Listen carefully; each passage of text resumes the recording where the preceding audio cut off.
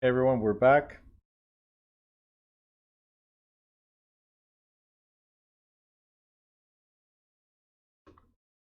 Turn on your cameras, please.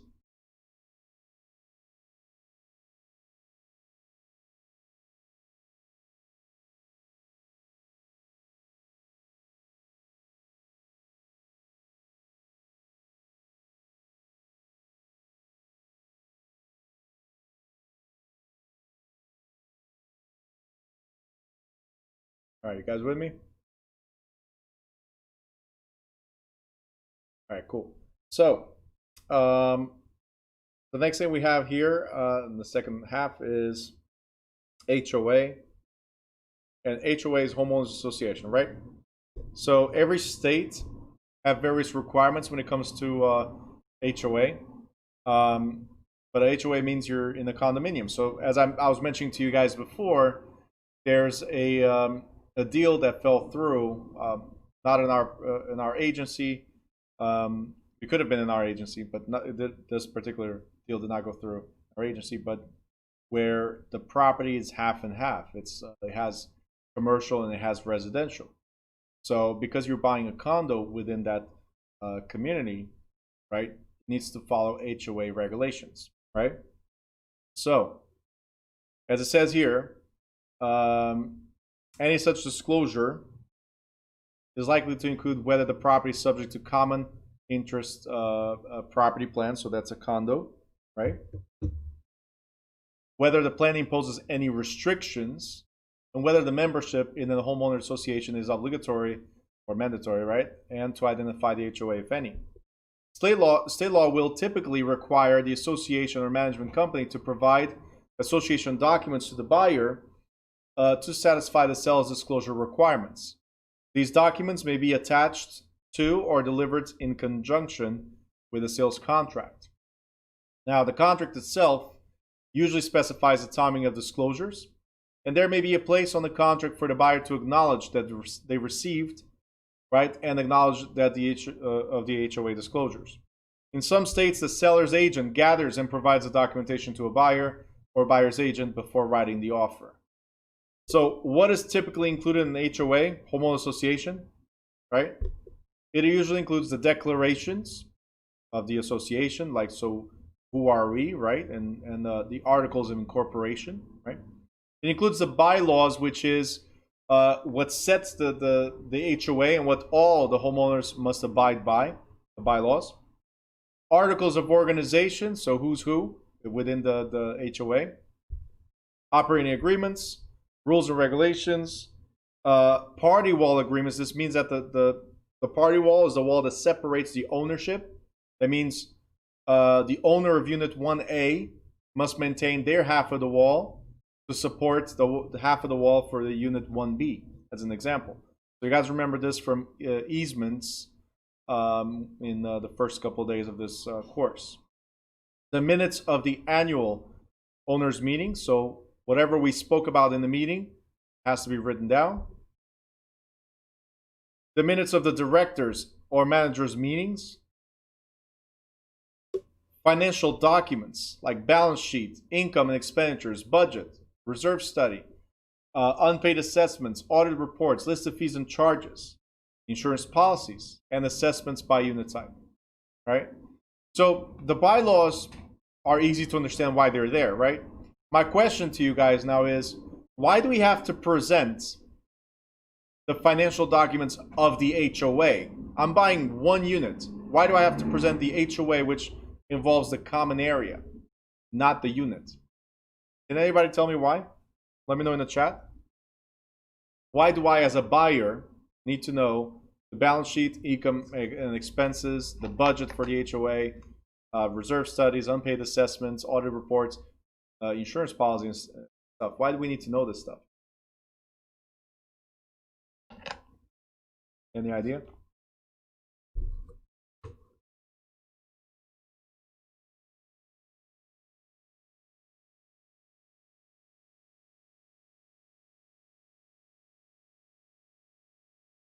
Guys, let me know in the chat. YouTubers, Zoomers, let me know in the chat. One says if they could afford to maintain the property. They who? The HOA? or the buyer?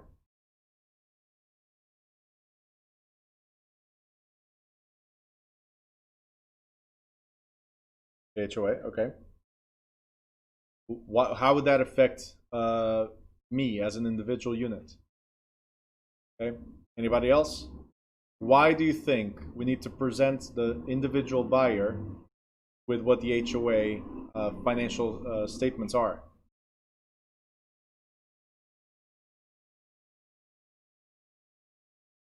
Let me say again what HOA stands for. Homeowners Association. Maybe this helps.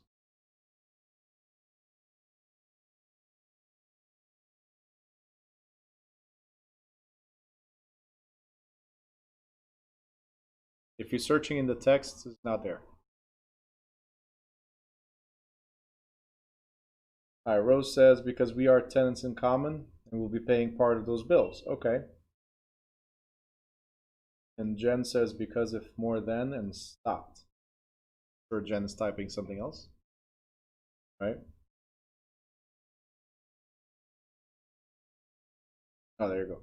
So if more than one faults, everyone might be underwater. Okay, so you're thinking about co-ops, Jen, instead of condos. You think about co-ops. All right. So the issue is very simple. We are part of the Homeowners Association. It's an association that maintains the common elements, right, for the benefit of every single homeowner, and we're part of it. So, as part of the homeowner association, as a stockholder, right, in the homeowner association, let's call it like that, even though stock is for co-ops, right? But as a part owner of the association, we're entitled to know everything that the association is doing for the benefit of the community, which we all belong, right? So the HOA is like City Hall. Think about it like that. HOA is like City Hall. Everybody's entitled to figure out what the City Hall is doing. You can get what's called the CAFR report, right? This is the equivalent right here. This is the equivalent to the CAFR report. And the CAFR report, if you guys want to find out what your city is doing, is the city annual financial report. Every city must put out the finances or the budget of the city. Why? Because we belong to the city and we, the public, are entitled to know. For the HOA, is the same thing. We're part of it. And we're going to be responsible for paying, like Rose was saying, perfect. We're responsible for paying part of these bills through the HOA fees. So these are based on our fees. So think of this as the city taxes that we pay, right, for them to run their budget. It's the same thing. It's a city within a city. Let's put it like that, right? So HOA is ran by the people that we elected to run the HOA. But we still have a voice because we're the public for the homeowner association. We still have a voice on what they do or don't do. So as a buyer, I need to be aware of what's unpaid. I need to be aware of what's been paid, right? Because the fees that I'm paying now could increase based on mismanagement. I need to be fully aware of all these things. But not only that, the bank, right, the lender, will review these things as well. And if there's defaults, the lender will not lend to you because it will affect the value of the property. Something that's mismanaged will affect the value of the property. If there's no insurance for the common area, do you think you can buy in that area? Your bank might say no. If the HOA is not insured, by the way, let me take this out of here because this is for the city, not for the HOA. It was just an example. I know that's what you meant, Juan. I'm just developing on it. I'm translating what you said. So between you and Rose, I was able to put something together. All right. But without insurance policies, like there's an HOA that we're going to manage, my partner and I, ex-partner and I, we're going to manage an HOA here in Newark, and we one of the things we realized once we were going to their financials is that they had no insurance for the common areas. What does that mean? It means that if somebody slips and falls, the homeowners are fully liable for the damage. So it comes out of your pocket. Okay? That's dangerous. Right, Nidia? That's dangerous, right? So yes, okay, back with us. Thank you. Um, so this is very important. Like HOAs, I'm going to tell you right now. HOAs, when you buy a condo, condos are very easy to buy, but then they're very difficult to sell because of this reason, right here. If the HOA is not organized, when you need to sell your unit, they're not organized, and any lender or the potential buyer looks at this, they're gonna be like, nope, nope, we're not lending. They're not part of the HOA. The lender's not part of the HOA, but they're protecting their investment in you, the buyer, when buying these type of properties, right? So again, very, very important that the seller is responsible for making these disclosures, and the buyer must exercise due diligence in reading and understanding them, and then it's the agent's responsibility to make sure disclosures are made. So it's our job to make sure everybody gets it. If you ever list a condo, don't waste time. Don't do like some realtors do. Ask for the HOA disclosures right away. You want to be successful when listing condo, if that's what you want to dedicate yourself to, right, if that's going to be your niche, no problem. Make sure you get all these at the time of listing, up front, okay? Because your biggest battle is somebody's FHA approved, for instance, which is going to be a limited approval, not like a conventional. It's limited time as well, but it's easier to get approved for conventional again right away. So make sure, because of that limitation, make sure you get all information up front. Don't wait once we're a month into it and the bank says, hey, where's the HOA disclosures? And then everybody's running back and forth to get it. HOA might only meet, let's say, once a month, or once every 2 months, or once every 3 months, and nobody knows, you know, where things are. Just delays your whole process. That's what I'm trying to say. I'm sorry, I'm not understanding your question, Martin. What are the standards to raise the fee on a condo? Standards, what percentage that they can raise? Yeah, that's dependent. Whatever the bylaws say. So you have to read your bylaws. Okay, these are where these rules and regulations all in the bylaws. What you cannot do, you got to read the bylaws, and they'll say what's allowed or not allowed. Remember that the HOAs have nothing to do with rental. Rental could be rent control, right? The increases. The HOAs, the rules and regulations are in the bylaws of what they can and cannot increase and based on what. But before they can increase, one thing you guys need to remember, before they can increase the HOA fees or dues, they'll have an owners meeting, right? They'll have a general assembly. This is the reason why we're increasing, right? If anybody opposes to this, let us know. And if they oppose, they have to present a new plan of how they would satisfy the fact that it was mismanaged. That's all it is. Okay? All right. Next, we have other professional practices. We talked about this in agency, right? In chapter 11, we talked about a lot of stuff that we're going to see here. So it's kind of like a review. And then next week, we're going to have a review of the review. Because this chapter is that important. Agency is that important. Right? There's a lot of questions on this. So the first thing we have is code of ethics. And the real estate industry, as you guys remember from agency most likely, in the real estate industry, we created the National Association of Realtors and created our own code of ethics. Guys, stay with me. These are important chapters. Remove all distractions. That's all I ask for you. Guys, it's like I'm teaching kids, little kids. Stay with me. All right. I beg of you. It's only 4 hours, and actually today will be less than 4 hours. It's only 4 hours of your undivided attention. This is not for me. This is for you. I already got my license. I'm done. Right? I don't even need to be here anymore. Do you guys understand that? So if you guys want your license, if you want to pass, please. It's only 4 weeks, well, 5 weeks in this case, with holidays and a few cancellations. I'm sorry. But of your undivided attention for 3.5 to 4 hours. Again, I'm not the one that needs to pass. So just letting you guys know that. Right? If you fail, after all these notifications, if you fail for any reason to pass the exam, my hands are clean. I did my part. Is that clear? trying to do my part. Make sure you do yours. No distractions. All right. So where were we? So in chapter 11, when we talked about agency, we talked about the National Association of Realtors. We created our own code of ethics as realtors, right? What are code of ethics? Ethics pretty much is moral standards. That's what it's supposed to be, right? Doing the right thing versus the wrong thing. That's what it's supposed to be.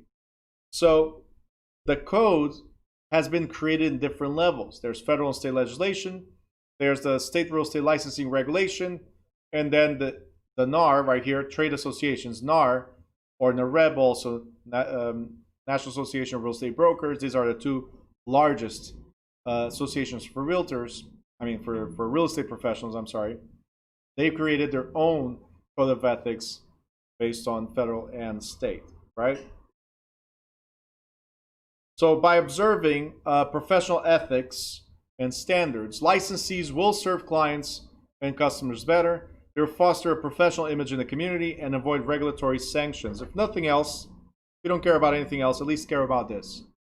Not getting sued or paying fines, penalties, whatever it might be. All right? So if you want to avoid paying, take care of your clients the best way. That's what it is. Today's professional ethics are not only important for one's career, they're also legal imperatives. So trade associations representing real estate industry have instituted their own code of ethics and professional practices covering every facet of the brokerage activity. And for the latest code of ethics, make sure you guys click here. Actually, this was just updated. So you can Google the 2020 or just NAR code of ethics. Make sure you guys get a copy of that. It's very, very important, right? And they pretty much cover the following things. One of the first things is the job performance. So they cover job performance, right? A real estate professional, we talked about this in day one. This was chapter 1. Professional real estate agents must understand the skills and knowledge that a profession requires and make the commitment to maintain and improve these skills and knowledge, right? Chapter 15, we talked about market knowledge, right? In chapter 1, we mentioned you need to understand where you are and develop the skills to provide this information to your client the best way possible. So constantly improving yourself. Real estate laws, we've been talking about it almost every chapter, and the evolving standards of practice. As things change, you must evolve with them. Other aspects of professional performance are usually supported include promoting exclusive listings. How do you promote them, right? Developing the skills for that. Professionalism in the real estate industry. Arbitration of disagreements rather than litigation. So yes, the first thing we do, this is in the code of ethics, the first thing we do is let's try to mediate. Let's try to make sure we understand each other and we resolve the issues or the matters between us. If that's not able to be resolved, then we go to litigation. Obtaining transactional agreements between the parties in writing. Submitting offers and counter-offers in a timely and objective manner. Keeping the funds of others separate, so you guys know about this. You got 5 business days to deposit money. Otherwise, it's commingling. You guys remember commingling, right? And mixing, right? Or conversion. Providing equal professional services to all persons. That's what we said earlier in the Fair Housing Act. Providing services only within the agent's areas of competence or with the assistance of a specialist. So if you guys remember, not my monkey, right? You guys remember that little video? Not my monkey. If it's not your area of expertise or competence, please do not provide information that you do not know. Bring a specialist in that particular area to advise your client on what they know, right? Simple as that. Observing the highest standards of truthfulness in advertising and cooperating real estate boards and commissions in their enforcement of standards. The real estate professional must recognize the limits of an agent's role and avoid practicing other professions beyond the agent's qualifications. As I said, law, investment, securities brokerage, or tax advising. If you have no experience or are not licensed in any of these, then again, not my monkey. Bring the person that knows about it. Okay, so relay that liability, because that's liability. That's all it is. The moment you open your mouth, it's liability. Okay, so bring the person that's the expert on things. Like, hey, if I'm going to talk about taxes, look, this is what I know more or less, but let's talk to a CPA that will most likely be able to explain this to you. Like I always tell you guys, and I did this in chapter 18 in investments, I told you right away, I'm not a professional. This is just a general idea or concept of how things work. If you want to know more in more detail about these things, then talk to a CPA. Now, most code of ethics uphold a commitment to fulfill fiduciary duties. Guys, do you remember what fiduciary duties means? Or what are our fiduciary duties? Does anybody know? Let me know in the chat. Fiduciary duties. What do you guys remember? What is a fiduciary duty, or why do we have fiduciary duties? Whatever you can remember regarding fiduciary, let me know in the chat. Without research, please. Loyalty, that's one of them, yes. Okay. Loyalty, absolutely. What else? Obedience. Yeah. Very good. Do we have to obey everything? Only lawful instructions. Very good. What else?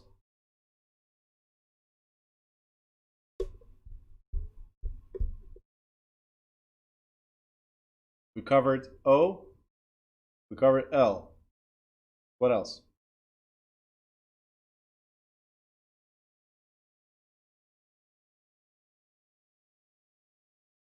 Without this first one, the other ones won't exist.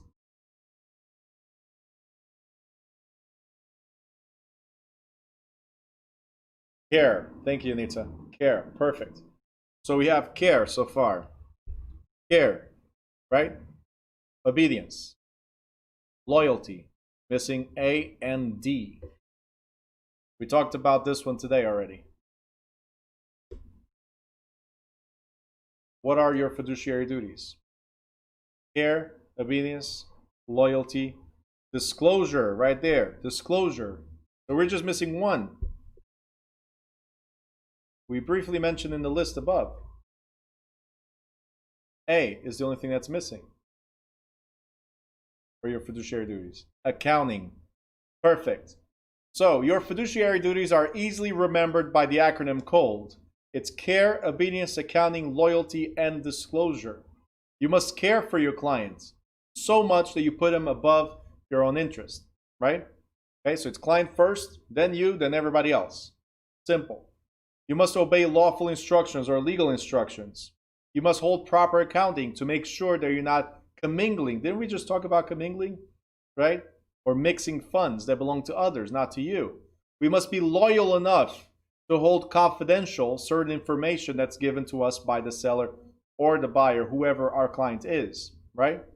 And we must disclose anything, if you guys remember, anything and everything that could affect the proposed transaction must be disclosed. So, hold. All right, these are your fiduciary duties. So right here, honestly representing the under COLD, honestly representing the market value and property condition, respecting rights and duties of other client agents relationships, submitting all the offers, avoid commingling and conversion, keeping the transaction documents current, maintaining confidentiality, and managing clients' property competently. So COLD, care, obedience, accounting, loyalty, and disclosure. So that was for clients. What about customers? For customers, we don't have COLD, right? We don't have to care, right? We don't hold proper accounting because it's not, we don't handle their money, right? Do we have to be loyal? No. So what are our duties to the customers? Okay? We have to be fair and honest. Even though they're not our clients, they're customers, we have to be fair and honest. So yes, there's still some degree of care.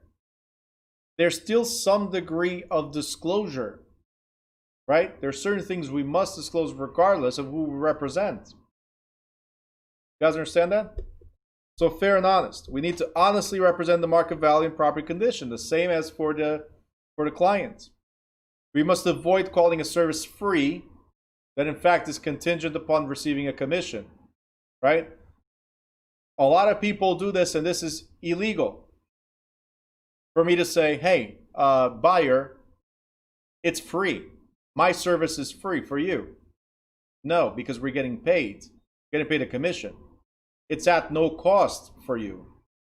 Free and no cost are two different things, right? The service is not free because I get paid. It's at no cost for you, the buyer, because you don't have to pay me. Generally, the seller pays, right? But I am getting paid a commission. So you have to be very clear to this, right? Even though I don't represent the buyer, I'm getting paid to get the transaction done. You guys understand that? Right? So very clear about that. Any advertisement that we do must be truthfully, even though it's not to our clients, it's advertising to a potential customer. We must advertise truthfully. So be fair and honest. That is key.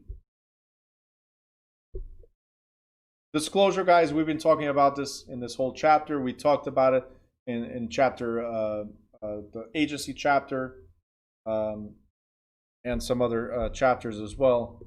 Disclosure, disclosure, disclosure. So anything and everything that affects a transaction must be disclosed. For instance, in compliance with applicable laws and to promote respect to the real estate profession, licensees should be careful to disclose that you're going to receive compensation from more than one party in the transaction, for instance.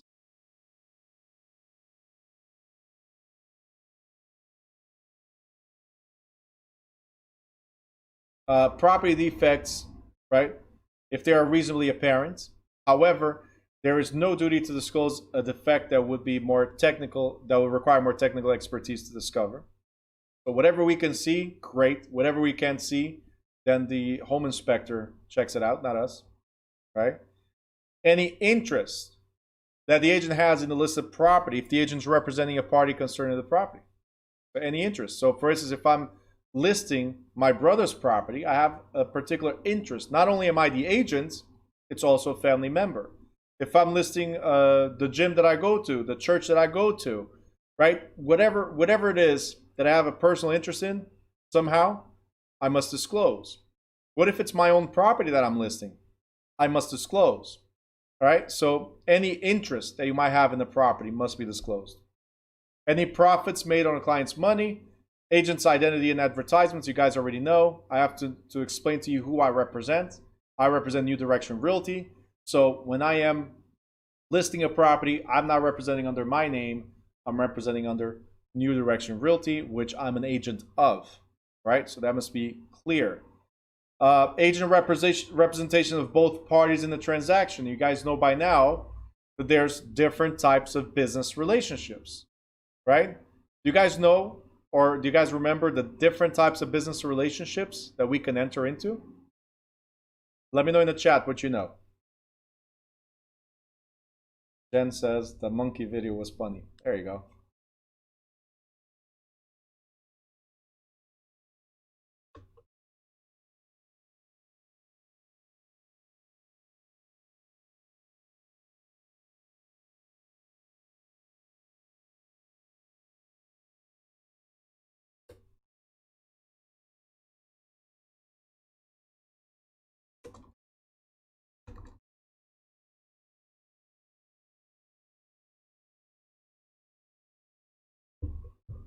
Different types of business relationships we can enter into. Waiting.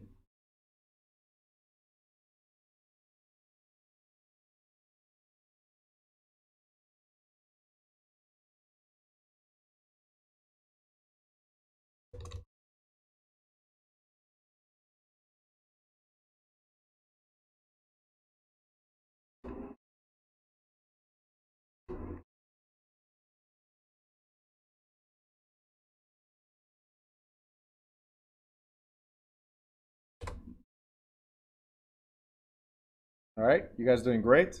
Love the answers. All right.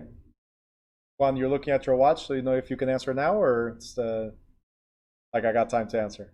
Is that what it is? Different types of business relationships.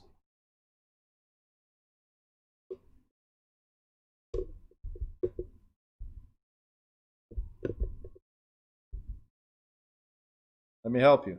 Maybe you can figure out the other ones. Number 1, we could be seller's agent. Number 2, 3, 4. What else we got? Business relationships. We could be seller's agent.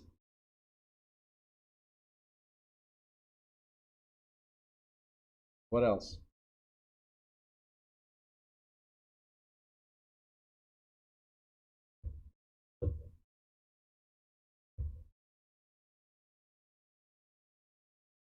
Who are we fighting?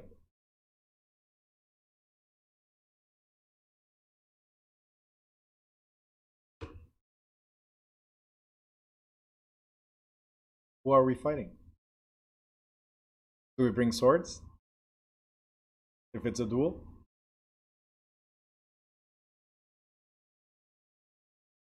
All right, let's see what we got. Okay, somebody said buyer's agent.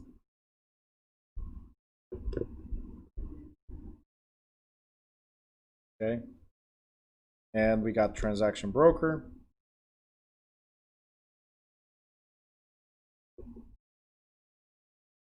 All right, we're missing one. We're missing one. So then he says we're fighting, that's all. And Lula is missing something. He answered. What are we missing? We could be seller's agent, buyer's agent, blank, transaction broker. Missing something, Suneni. We're writing dual and asterisks. Doing great. Dual agents, still missing something. Dual agency is illegal.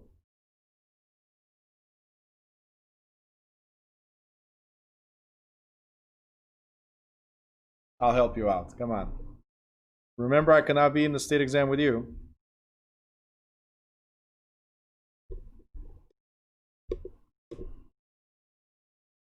Dual agents or dual agency is illegal. What is missing here?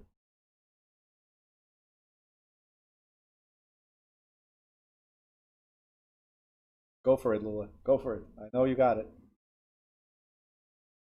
Ah. Nope.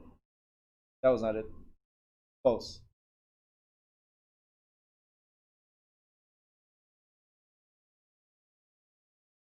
Danny, when it's on paper, what does that mean? Thank you, Lula.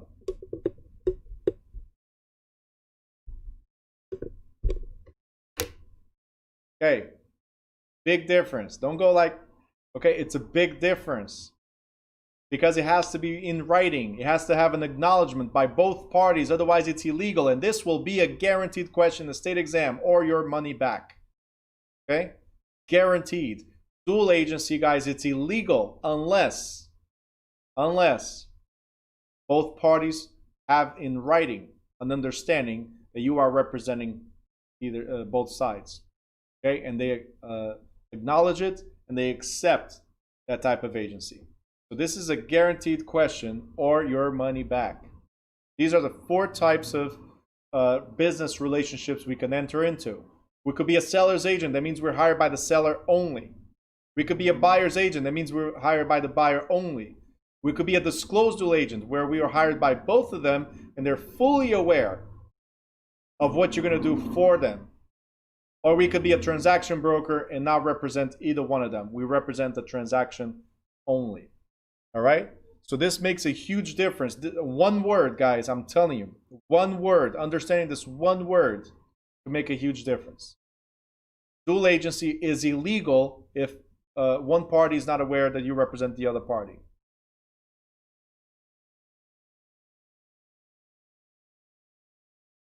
Okay?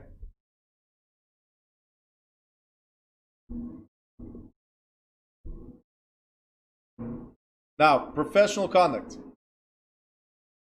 also goes, excludes disparagement of competitors. So real estate professionals also Forgo pursuit of unfair advantage. Arbitrate rather than litigate. Respect agency relationship of others and conform to accepted standard co-brokerage practices. So we cannot take advantage of another agent.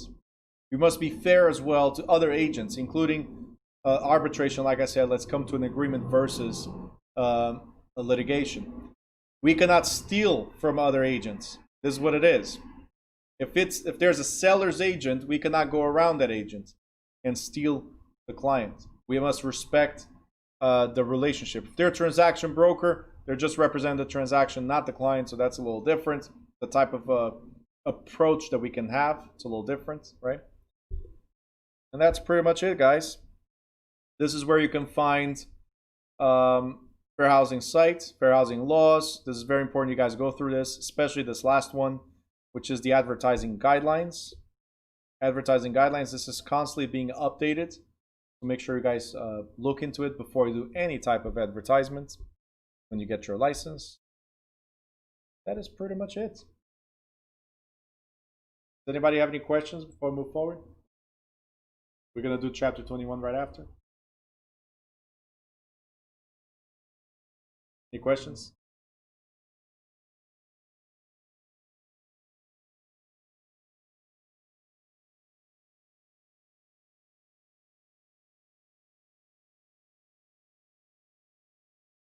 YouTubers, any questions? Zoomers, any questions? If not, I'm going to close this session.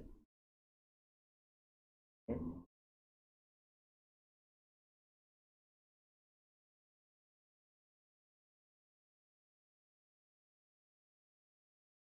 No questions? Make sure if you have a question, drop a question mark so I know that you're typing something. Otherwise, I'm moving forward. I don't know if you're asking questions. All right.